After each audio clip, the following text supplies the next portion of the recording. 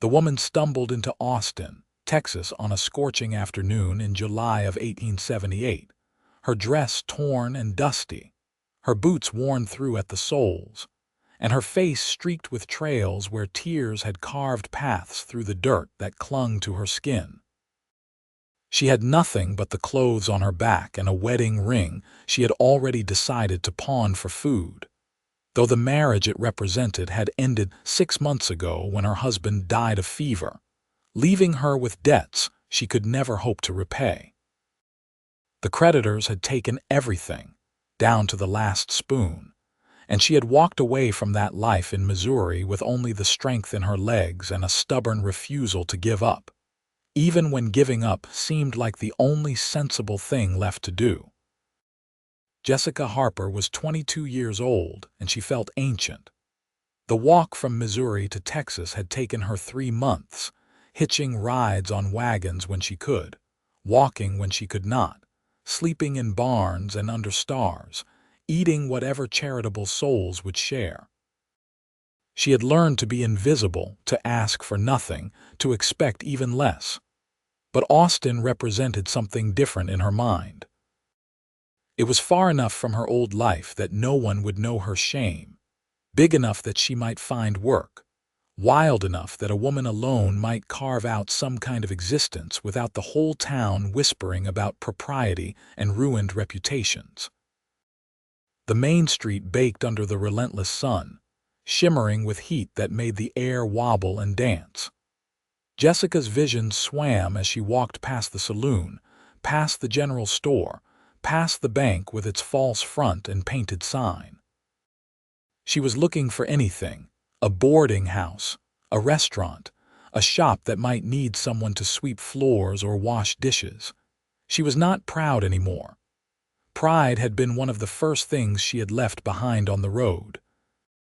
The dress shop caught her eye only because a woman was standing in the doorway, fanning herself with a folded newspaper and watching the street with the keen eyes of someone who noticed everything. Jessica hesitated, then forced her feet to move toward the shop. The woman was perhaps 40, her dark hair pinned in an elaborate style, her dress fine enough to suggest she was the owner rather than an employee. "Excuse me, madam," Jessica said, and her voice came out rough from thirst and disuse. "I am looking for work, any kind of work. I can sew, I can clean, I can cook after a fashion. I am a hard worker and I do not complain." The woman looked her up and down with an expression that was not unkind but was certainly assessing. "You look half dead, girl. When did you last eat?" "Yesterday morning," Jessica lied. It had been longer, but she did not want to seem desperate, even though desperate was exactly what she was. "There is a restaurant 2 doors down. The owner is my sister. Tell her Margaret sent you and she will give you a meal. After that, come back here and we will talk about work." The woman, Margaret, reached into her pocket and pulled out a coin, pressing it into Jessica's palm. "Go on now.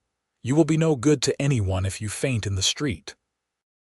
Jessica wanted to refuse the charity, but her stomach clenched painfully at the thought of food, and she found herself nodding instead.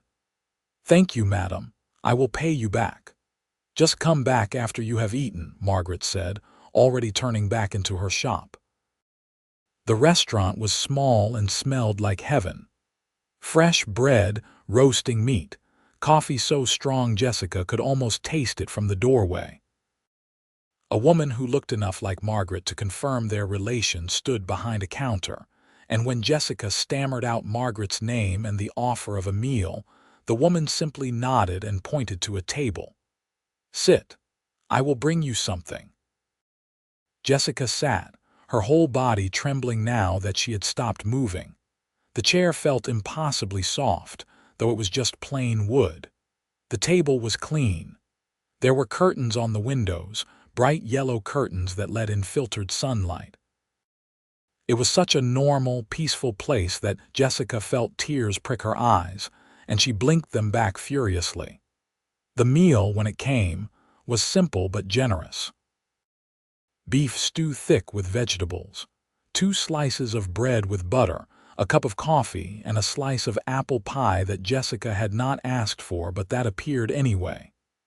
She ate slowly, forcing herself not to gulp, not to make herself sick. Every bite was a small miracle, and by the time she had finished, she felt almost human again. She left the coin on the table, though it was probably more than the meal cost, and walked back to the dress shop on steadier legs. Margaret was inside, pinning fabric to a dress form, and she looked up when Jessica entered. "Better?" she asked. "Yes, madam, thank you. You said you can sew. Show me your hands." Jessica held out her hands, palms up. They were rougher than they had been when she was married, calloused from work and travel, but her fingers were still nimble, the nails clean even if they were broken short. Margaret examined them with a critical eye, then nodded. "I need someone to do alterations and basic mending. The fine work I do myself, but there is plenty of simple sewing that takes time away from the custom orders. I can pay you $1 a day and meals. There is a boarding house on the edge of town that rents rooms cheap. Mrs. Patterson runs it, and she is fair." $1 a day was not much, but it was something. It was a start. Jessica felt something loosen in her chest, some tight knot of fear that had been choking her for months. "I will take it. Thank you, madam. When do I start?" "Tomorrow morning, 7 o'clock. But today, you should go secure that room and get some rest. You look like you have been through the mill and back." Jessica wanted to start immediately, to prove herself, but she was also exhausted in a way that went down to her bones. She nodded and turned to leave, then paused. "I will not let you down, madam. See that you do not," Margaret said, but her voice was not unkind. The boarding house was exactly where Margaret had said, a 2-story building that had seen better days but was clean and well-maintained. Mrs. Patterson was a tiny woman with gray hair and sharp eyes, and she quoted a price for a room that was just barely within Jessica's future means.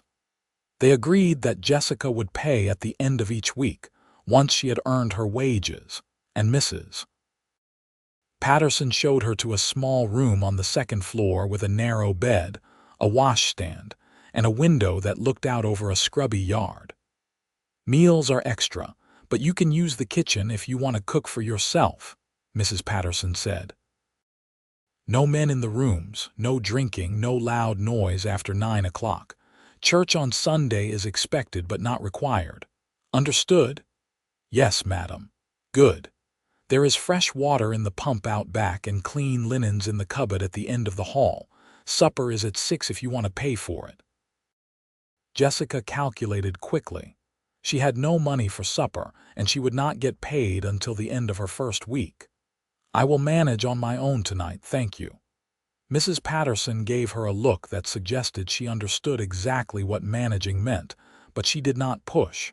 "Suit yourself."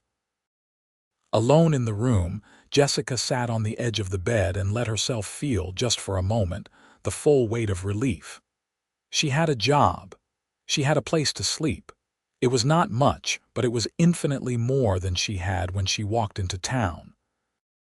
She allowed herself 5 minutes of tears, quiet and cathartic, and then she washed her face in the basin, lay down on the bed, and fell into the first deep sleep she had in weeks.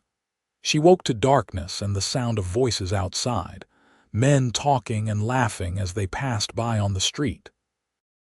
Her stomach was empty again, but she ignored it. She had survived worse. In the morning, she would start her new job, and Margaret had promised meals. She could last until morning. The next few weeks fell into a rhythm that was almost soothing in its predictability. Jessica arrived at the dress shop at 7, worked until 6 with a break for lunch that Margaret provided, and then walked back to the boarding house to sleep. Margaret was a fair employer, demanding but not cruel, and the work was exactly what Jessica needed. It required enough concentration that she could not dwell on the past, but it was not so difficult that she felt overwhelmed. Her fingers remembered the skills her mother had taught her, and she fell into the familiar motions of needle and thread with something like peace.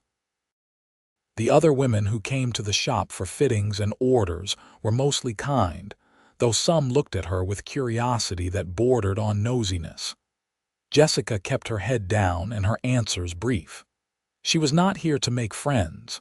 She was here to survive.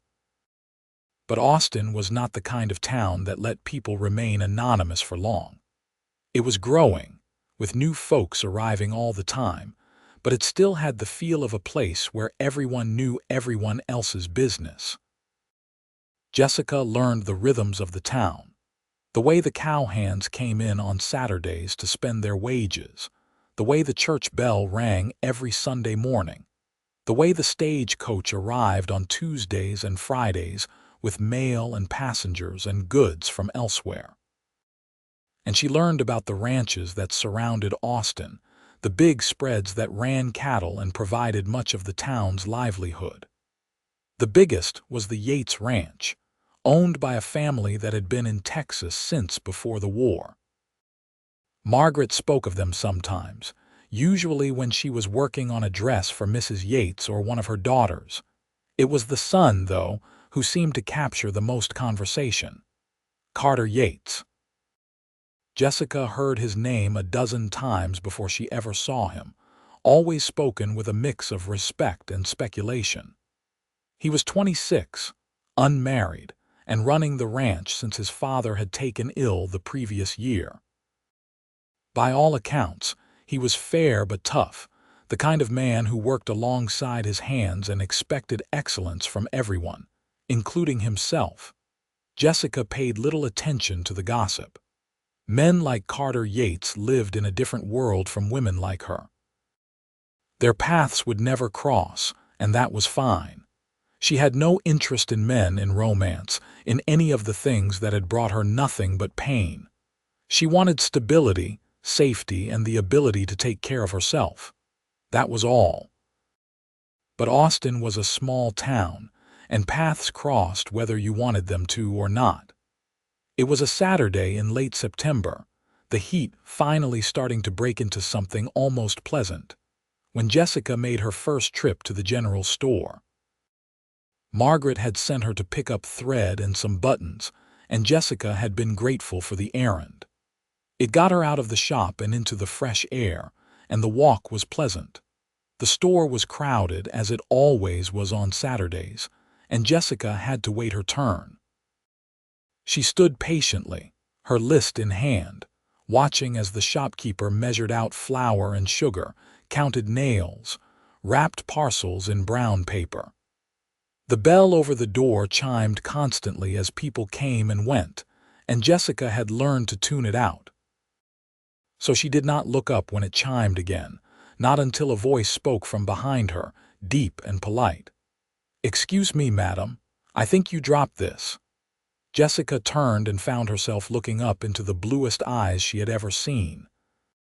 The man holding out a small coin purse. Her coin purse, which must have slipped from her pocket, was tall and broad-shouldered, his face tanned from the sun, his dark hair curling slightly under his hat. He wore the practical clothes of a working rancher, denim and cotton and leather, all well made but worn from use. "Oh," Jessica said, and her voice sounded strange in her own ears. "Thank you. I did not even notice." "It is easy to lose things in a crowd," he said, and his smile was easy, unforced. He placed the purse in her outstretched hand, his fingers brushing hers for just a moment, and then he tipped his hat. "Have a good day, madam." He moved past her to the counter, and Jessica stood frozen for a heartbeat, her mind blank. Then she shook herself and turned back to her own business, but she was acutely aware of him standing a few feet away, talking to the shopkeeper about feed and supplies. "That is Carter Yates," a woman next to Jessica whispered, leaning in with the conspiratorial air of someone imparting valuable information. "From the ranch. He is quite the catch, though he does not seem interested in catching." Jessica nodded politely, not trusting herself to speak, and was relieved when it was finally her turn at the counter. She made her purchases quickly, tucked them into her bag, and left the store without looking back. But that night, lying in her narrow bed, she found herself thinking about blue eyes and a kind smile, and she was annoyed with herself for it. She did not have time for foolishness. She had a life to build, and it did not include mooning over ranchers who were so far out of her reach they might as well be on the moon. She put it out of her mind and went back to work. But Austin, as Jessica was learning, was a place where the universe seemed determined to push people together. She saw Carter Yates again 2 weeks later, this time at the restaurant where Margaret's sister worked. Jessica had started taking her lunch there most days, trading some of her wages for a hot meal, and it had become a comfortable routine. Carter was sitting at a table near the window with 2 other men, all of them dusty and tired-looking, clearly in town for supplies. Jessica tried not to look at him as she ate, but she could hear his voice, low and measured, as he talked with his companions about cattle prices and water rights, and all the things that ranchers cared about. She was nearly finished with her meal when one of the men at Carter's table stood abruptly, his chair scraping loudly against the floor. "I am telling you, Yates, you are too soft.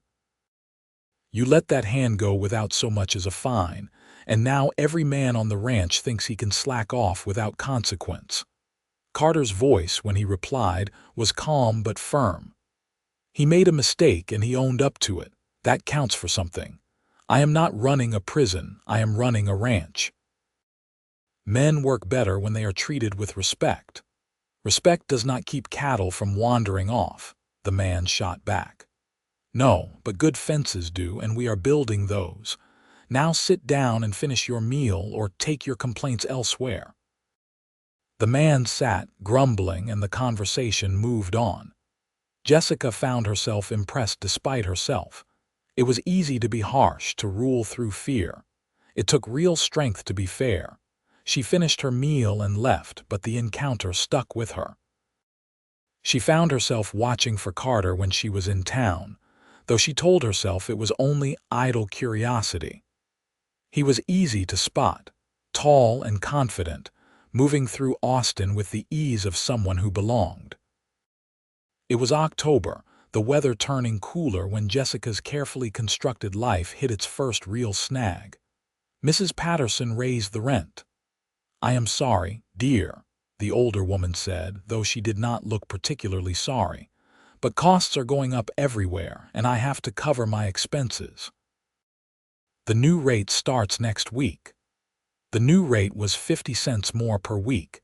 It did not sound like much, but it was enough to throw Jessica's careful budget into chaos. She did her sums over and over, trying to make the numbers work, but there was no way around it. She would have to find additional work, or she would have to leave the boarding house. She asked Margaret if there was any extra work she could do, but the answer was a sympathetic no. "I am already paying you for all the hours I can afford," Margaret said. "But I can ask around, see if anyone else needs help." Jessica thanked her and tried not to panic. She had been in worse situations. She would figure something out. The solution came from an unexpected source. Margaret's sister mentioned that the hotel was looking for someone to help with laundry a few evenings a week. It was hard work, hot and exhausting, but it paid, and Jessica took it without hesitation. So her days became even longer. She worked at the dress shop from 7 to 6, grabbed a quick meal, and then went to the hotel to scrub linens until 10 or 11 at night. She fell into bed exhausted and woke up to do it all over again. It was not sustainable, and she knew it, but she did not know what else to do. She had no family to fall back on, no safety net. She had only herself, and she was determined to make it work. It was on one of those late nights, walking back to the boarding house with aching arms and pruned fingers, that she ran into trouble. 3 men, drunk and looking for entertainment, stepped out of the shadows near the saloon. Jessica tried to walk past them quickly, her head down, but one of them moved to block her path. "Where are you going in such a hurry, sweetheart?" he slurred, grinning. "Excuse me," Jessica said, trying to step around him. Her heart was pounding, but she kept her voice steady. "I need to get home." "What is the rush? Stay and talk with us for a while." "No, thank you." She moved to the side, but another man moved with her, and now she was boxed in. Fear spiked through her, sharp and cold. "We are just being friendly," the first man said, reaching for her arm. "Take your hand off her." The voice was like a whip crack, sharp and commanding, and all three men froze. Jessica looked up to see Carter Yates standing a few feet away, his expression hard as stone. He was not wearing a gun, but he did not need one. The sheer force of his presence was enough. "We were just talking," one of the men mumbled, but he was already backing away. "Then you are done talking. Get out of here." The men left, stumbling over each other in their haste, and Jessica let out a breath she had not realized she was holding. Her knees felt weak, and she locked them, refusing to let herself shake. "Are you all right?" Carter asked, his voice gentler now. "Yes, thank you." She forced herself to meet his eyes. "I appreciate your help. It is late for you to be out alone." "I was working." She did not elaborate, and he did not push, but she could see the curiosity in his eyes. "Can I walk you home? Just to make sure you get there safely." Jessica wanted to say no.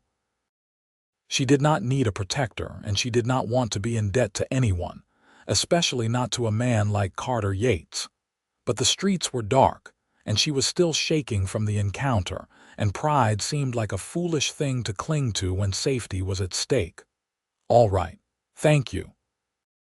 They walked in silence for a few moments, their footsteps echoing on the quiet street. Jessica was acutely aware of him beside her, tall and solid and unexpectedly comforting. "I have seen you around town," Carter said after a while. "You work for Margaret at the dress shop." "Yes. And somewhere else too, if you are out this late." Jessica hesitated, then decided there was no point in hiding it. "The hotel. I do laundry a few evenings a week." "That is a lot of work."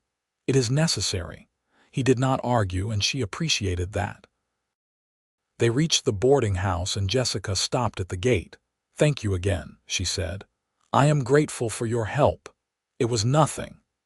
He tipped his hat, and she thought he was about to leave, but then he paused. "If you do not mind my asking, why do you need 2 jobs?" "Margaret pays fair wages." It was a personal question, perhaps too personal, but there was no judgment in his voice, only genuine curiosity. Jessica found herself answering before she could think better of it. "The rent went up. I need the extra money to cover it." Carter frowned. "Mrs. Patterson raised the rent." "Yes. She said her costs are going up." "Her costs," Carter repeated, and there was something in his tone that Jessica could not quite read. "Well, I am sorry to hear that. It is hard enough to make ends meet without landlords squeezing every penny." Jessica shrugged. "It is the way of the world, maybe, but that does not make it right." He was quiet for a moment, then seemed to shake himself. "Well, you should get inside. It is late." "Good night, Mr. Yates, Carter," he said. "Just Carter." "Good night, Carter." She went inside, and he waited until she had closed the door before walking away. Jessica climbed the stairs to her room, her mind spinning.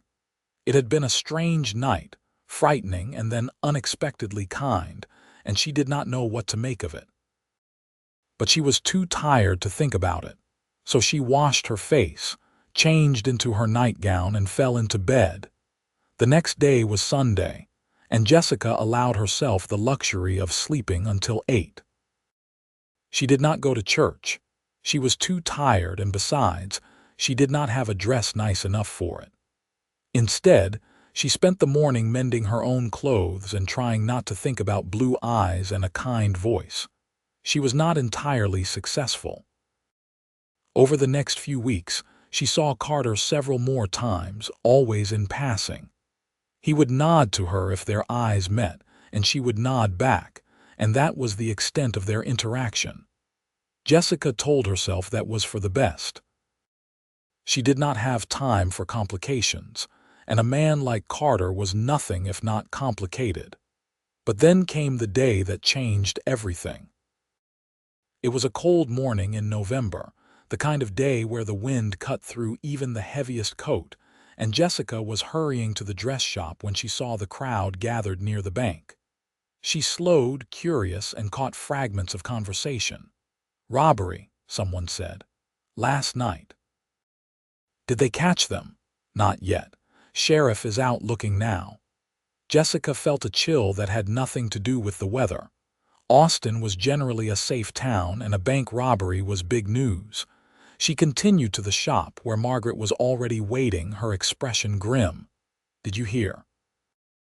Margaret asked, just now. "Do they know who did it?" "No, but they made off with a fair amount of money. The bank is offering a reward for information." The robbery was the talk of the town for days. The sheriff formed a posse and rode out to search for the thieves, but they found nothing. It was as if the men had vanished into the wilderness, and after a week, the search was called off. Life returned to normal, or as normal as it could be. Jessica continued her exhausting schedule, and the days blurred together in a haze of work and sleep. It was a Tuesday in late November when Carter Yates walked into the dress shop. Margaret looked up in surprise. "Mr. Yates, what can I do for you?" "I need to speak with Miss Harper, if she has a moment." Margaret's eyebrows rose, and Jessica felt her face heat. She set down the dress she had been hemming and stood, smoothing her skirt. "Of course." Carter gestured to the door. "Can we speak outside?" Jessica glanced at Margaret, who waved her on with an expression that was far too knowing. Jessica grabbed her shawl and followed Carter out into the cold afternoon. He led her a little way down the street, away from the shop windows and curious eyes, and then stopped. "I am sorry to bother you at work," he said, "but I have a proposition for you." Jessica's guard went up immediately. She had heard propositions before, and they were never anything good. "I am not interested," she said flatly.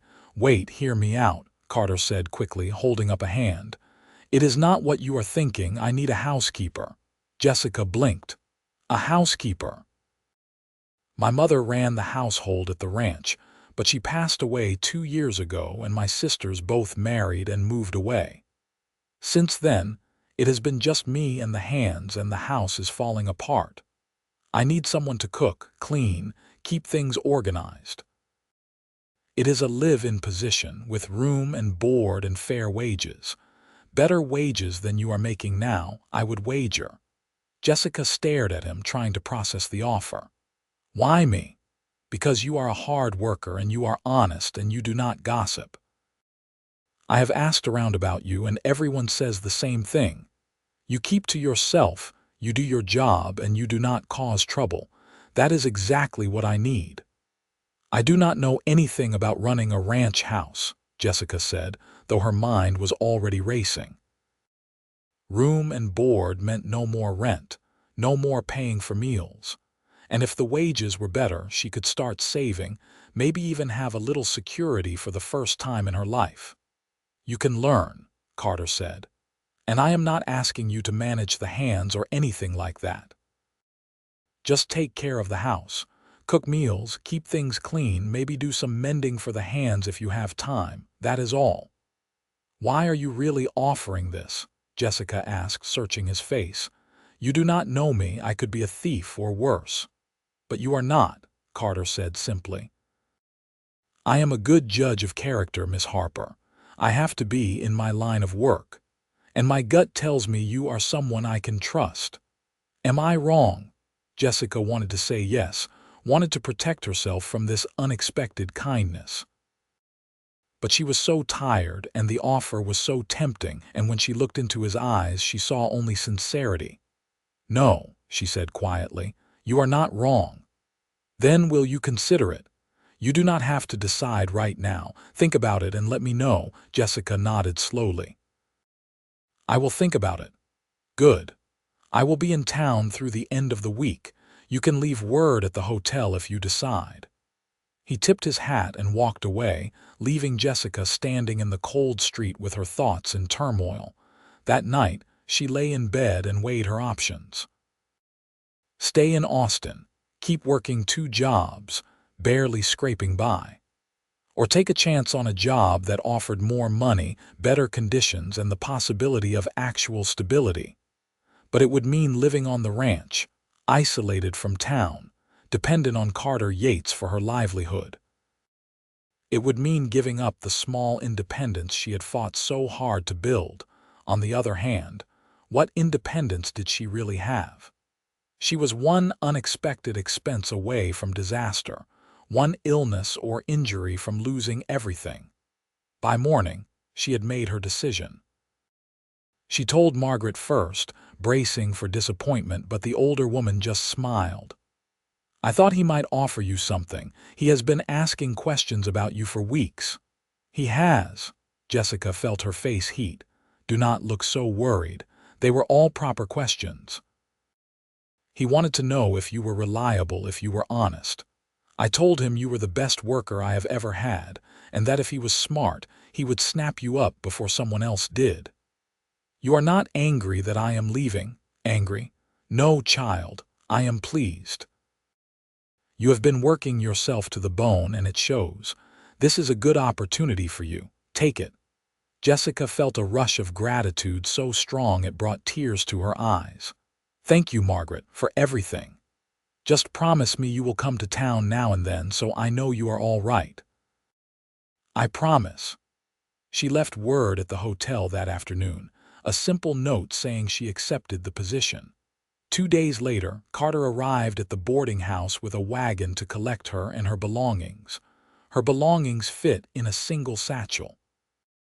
Carter loaded it into the wagon without comment, then helped her up onto the seat. Jessica had never ridden in a wagon with a man who was not family, and she felt strangely self-conscious as they set off down the road that led out of Austin. The ranch was an hour's ride to the west, and they spent most of it in silence. Jessica watched the landscape change from the busy streets of town to open country, rolling hills dotted with scrub brush and cattle. It was beautiful in a harsh, unforgiving way, and she found herself relaxing slightly despite her nerves. "The house is not fancy," Carter said eventually, "but it is solid and there is plenty of room. You will have your own bedroom and the kitchen is well stocked.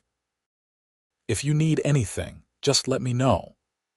"I am sure it will be fine," Jessica said. "The hands eat in the bunkhouse, but I usually take my meals in the main house.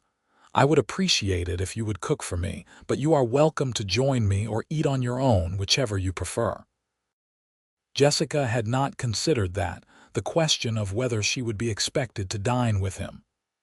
"I will cook for you, of course, but I am not sure it would be proper for me to eat with you." "Proper," Carter repeated, and there was a hint of amusement in his voice. "Miss Harper, we are going to be living in the same house. I think we can dispense with some of the formalities. Besides, it will just be the 2 of us. I would appreciate the company." "All right," Jessica said, though she felt a flutter of nerves. This was all so strange, so far outside her experience. The ranch came into view as they crested a hill, a sprawling collection of buildings centered around a large 2-story house. It was built of wood and stone, sturdy and practical, with a wide porch that wrapped around the front. There were corrals and barns, a bunkhouse, and several smaller outbuildings Jessica could not identify. "Here we are," Carter said, pulling the wagon to a stop in front of the house. "Welcome to the Yates Ranch." He helped her down and Jessica stood for a moment, taking it all in. It was so different from the cramped boarding house, from the dusty streets of Austin.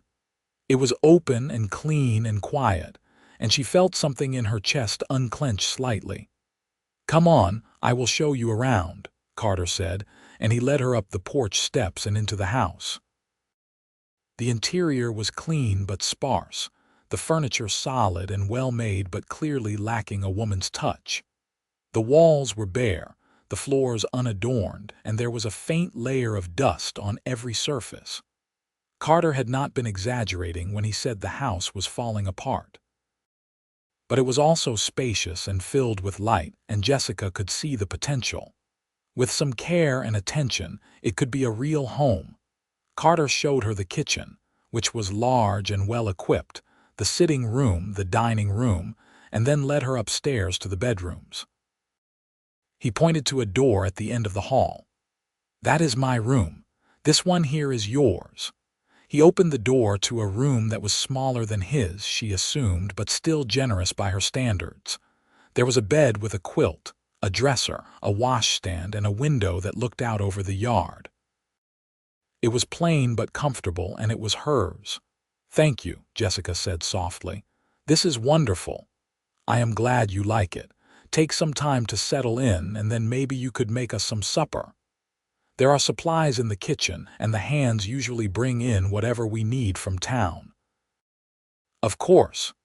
He left her alone, and Jessica set her satchel on the bed and looked around her new room. She could hardly believe this was her life now, that she had gone from sleeping in a tiny room in a boarding house to this.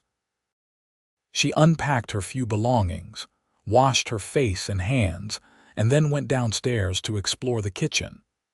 It was indeed well stocked, with staples like flour and sugar and salt, as well as a good selection of preserved goods. There was a root cellar with potatoes and onions, and a smokehouse with cured meat. Jessica set to work, falling into the familiar rhythm of cooking.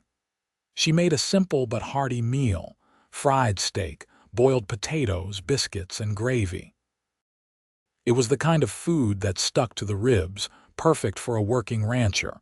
Carter came in as she was setting the table, and he paused in the doorway, surprise evident on his face. "That smells incredible." "It is nothing fancy," Jessica said, suddenly self-conscious. "Just plain cooking." "Plain cooking is exactly what I need."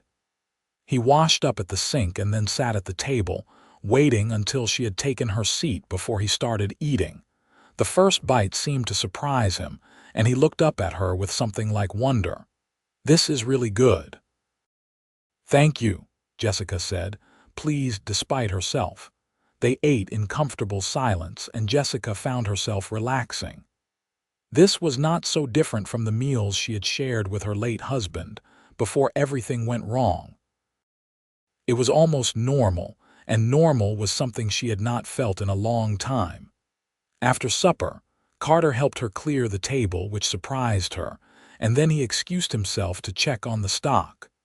Jessica washed the dishes and tidied the kitchen, then retreated to her room. She was exhausted, but it was a different kind of exhaustion than she had felt in months. It was the tiredness of a good day's work, not the bone-deep weariness of desperation. She climbed into bed and fell asleep almost immediately. The next few weeks passed in a blur of activity. Jessica threw herself into her new role with determination, cleaning the house from top to bottom, organizing the kitchen, mending clothes and linens that had been neglected for too long. She cooked 3 meals a day, hearty and simple, and watched with satisfaction as Carter's initial surprise turned to genuine appreciation. He was an easy man to work for. He was respectful, never demanding, and he genuinely seemed to value her efforts. He started small conversations over meals, asking about her day, telling her about the work on the ranch, and Jessica found herself looking forward to those moments. She also started to learn about the ranch itself. There were 12 hands in total, good men who worked hard and treated her with polite respect.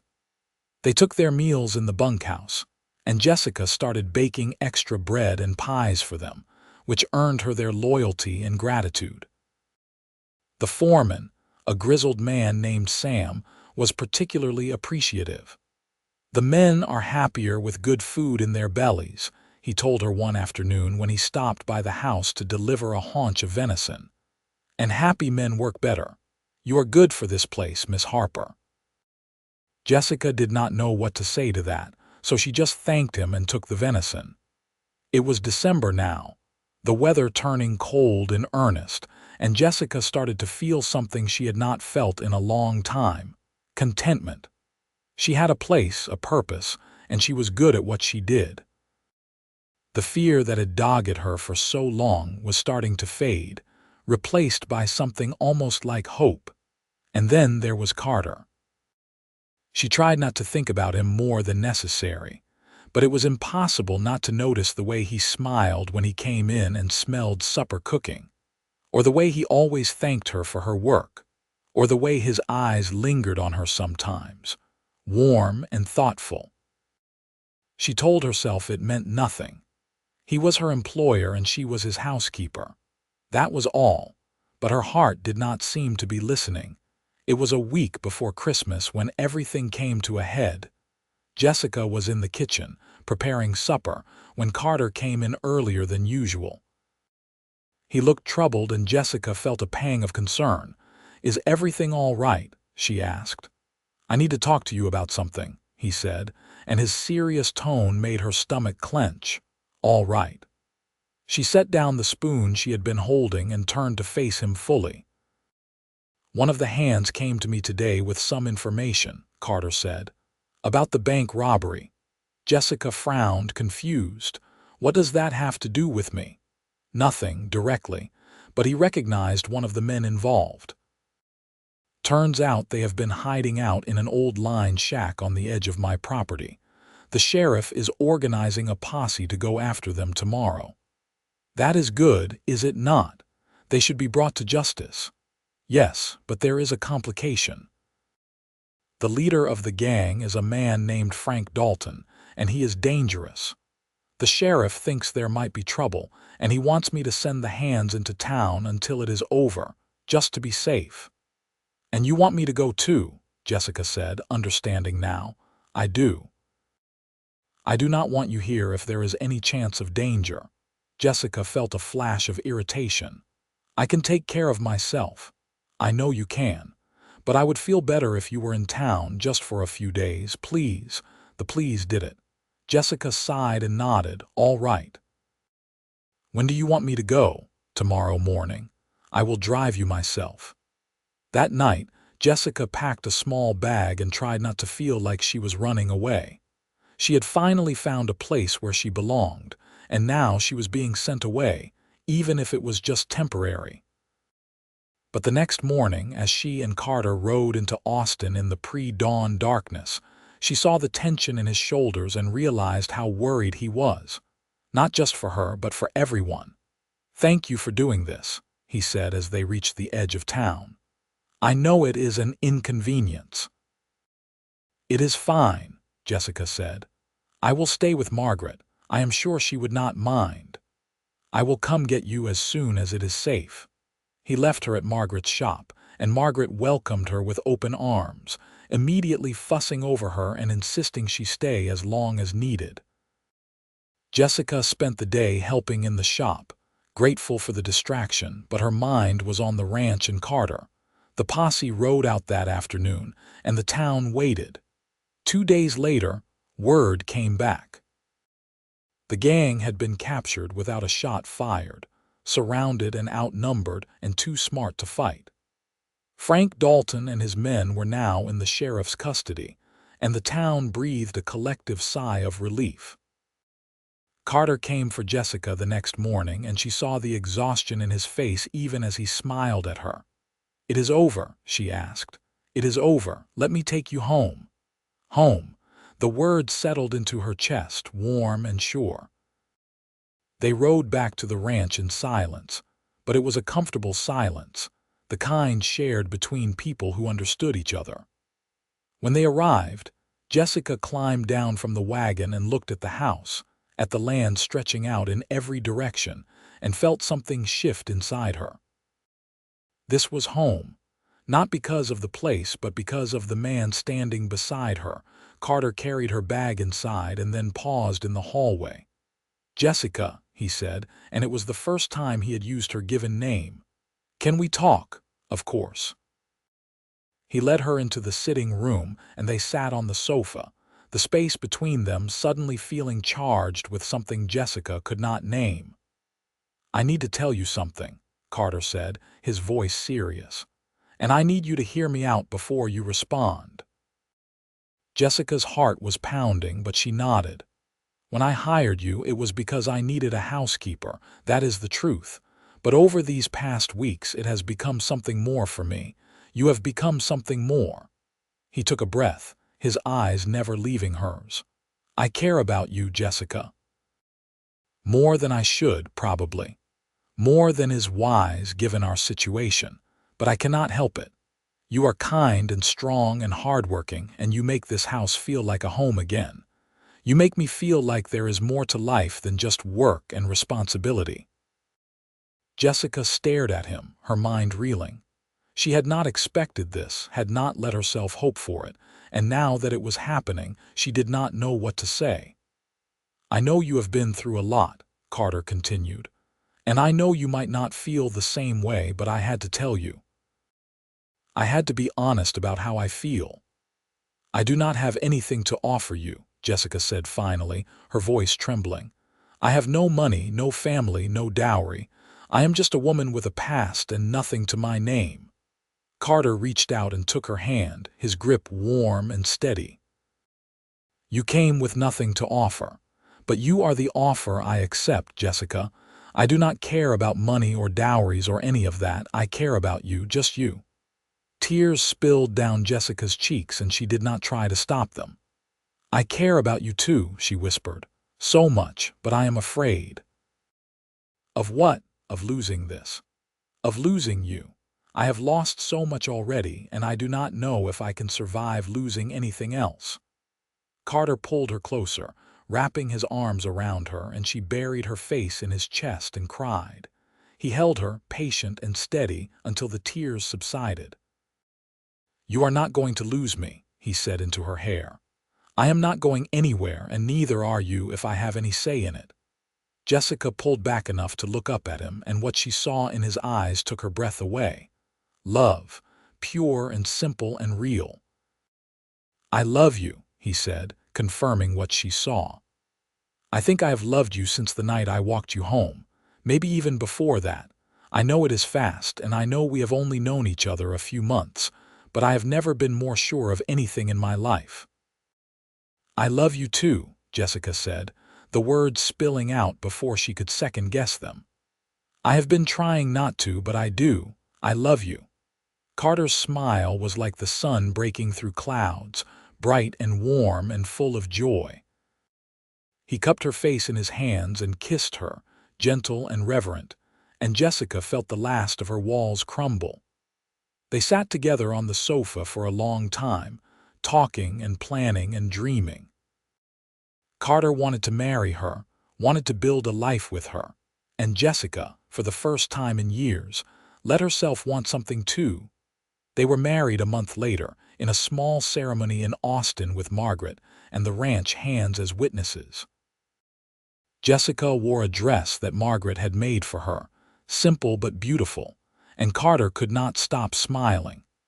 The first year of their marriage was everything Jessica had never dared to hope for. Carter was a devoted husband, attentive and kind, and he treated her like a partner in every sense of the word. They worked together to improve the ranch, to make the house a true home, and every day Jessica felt herself healing a little more. In the spring, she discovered she was pregnant. Carter was overjoyed, fussing over her until she had to remind him that pregnancy was not an illness. But she loved his concern, loved the way he rested his hand on her growing belly and talked to the baby, telling stories about the ranch and the life they would have. Their son was born in October of 1879, a healthy baby boy with his father's blue eyes and a strong set of lungs. They named him Thomas, after Carter's father, and Jessica had never known it was possible to love someone so much. Thomas was followed by a daughter 2 years later, Grace, who had Jessica's dark hair and a sunny disposition that charmed everyone she met. And then another son, Daniel, 2 years after that, The ranch prospered, and so did their family. Carter proved to be as devoted a father as he was a husband, and Jessica watched with wonder as her children grew up surrounded by love and stability, the things she had so desperately lacked in her own childhood. The years passed, marked by birthdays and holidays, by seasons of planting and harvest, by the slow, steady rhythm of life on the ranch. Jessica's past faded into memory, no longer a source of pain but simply a part of her story, the road that had led her to this place, this life, this love. She stayed in touch with Margaret, visiting town every few weeks and always stopping by the dress shop to catch up. Margaret eventually retired and sold the shop, and she spent her later years doting on Jessica's children, who called her Aunt Margaret and adored her. The ranch hands came and went over the years, but Sam remained, a constant presence and a good friend. He became Uncle Sam to the children, and he taught them to ride and rope, and all the skills they would need to run the ranch one day. Jessica learned to love the land as much as Carter did, learned to appreciate the harsh beauty of Texas and the satisfaction of a hard day's work. She never forgot where she had come from, the desperation and fear that had driven her to Austin, and she made sure to help others when she could. She hired women who needed work, opened her home to travelers, and donated generously to the church and the school. Carter watched her with pride, and he told her often that she was the best thing that had ever happened to him. Jessica always blushed and told him he was silly, but she treasured those words. When Thomas was 15, Carter started teaching him the business of running the ranch, and Jessica watched her son grow into a young man who was so much like his father it made her heart ache. Grace was 12 and already showing signs of being a beauty, smart and strong and independent. Daniel was 10, all energy and mischief, and he kept them all on their toes. Jessica was 37, and she felt blessed beyond measure. One evening, sitting on the porch with Carter as the sun set over the hills, she leaned against him and sighed with contentment. "What are you thinking about?" Carter asked, his arm around her shoulders. "Everything. How far we have come, how happy I am. Do you ever regret it?" "Leaving town, coming out here with me." "Not for a single moment," Jessica said, looking up at him. "You gave me a home, Carter. You gave me a family. You gave me a life I never thought I could have." "You gave me all that too," Carter said, kissing her forehead. "I was just existing before you came along. You made me live." They sat in comfortable silence as the stars began to appear, and Jessica thought about that day in Austin when she had arrived with nothing.